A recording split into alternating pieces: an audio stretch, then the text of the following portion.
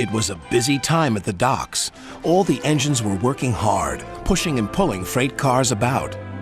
One morning, Percy was late. Cranky the Crane was quick to criticize. "These ships can't be kept waiting. They have important cargo. If they miss the tides, they will be delayed in the docks. You should look up to the ships and show more respect.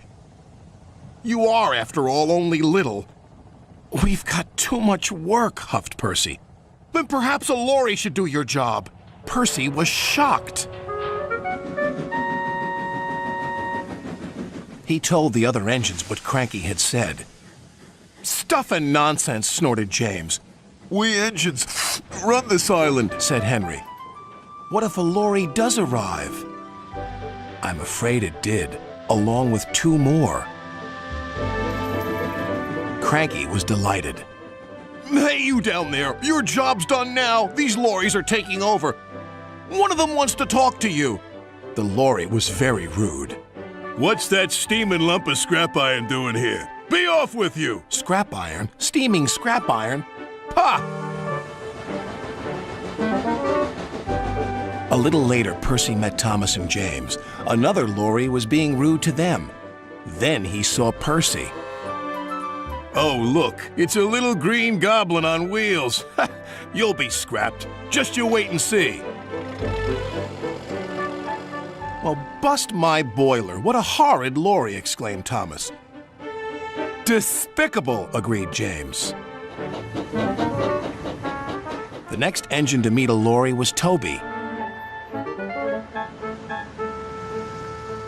Well, well, well. No wonder this railway's a mess. You belong in a museum, not working in a quarry.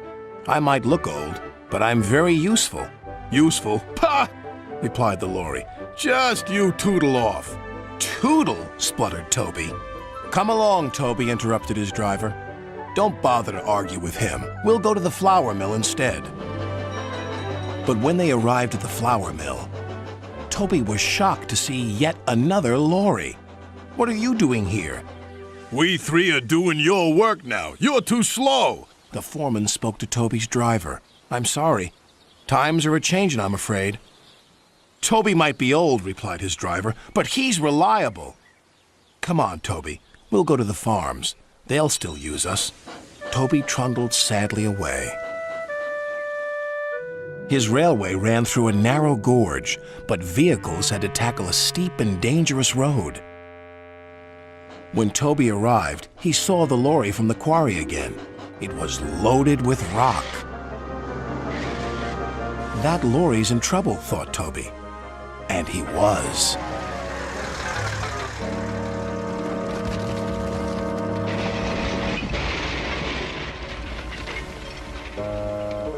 The driver was thrown clear. "Rotten roads," he muttered. The wrecked lorry was taken to the docks. Percy looked at the lorry. "What's this lump of steaming scrap iron?" he teased. "I'll be back," replied the lorry, "so you can wipe that silly smile off your smoke box." "Ha!" said Percy, and wheeshed him loudly. Then Butch, the breakdown vehicle, arrived. He was towing the lorry from the flour mill. "What happened?" asked Toby's driver. "He was overloaded with flour," came the reply, "and he broke down." "Not very useful now, are you?" said Toby. "Grrr," replied the lorries. Then James whistled excitedly. "They're bringing in the 3rd lorry on a barge." "What happened to that one?" James asked. "Stupid lorry was reversing and fell straight into the sea," said the tow truck man. Later, Thomas arrived. He looked at the 3 lorries and laughed. "Well, well, well, the Brothers Grimm, smashed, broken, and sunk." The lorries didn't return, and the engines now work even harder to make sure they never will.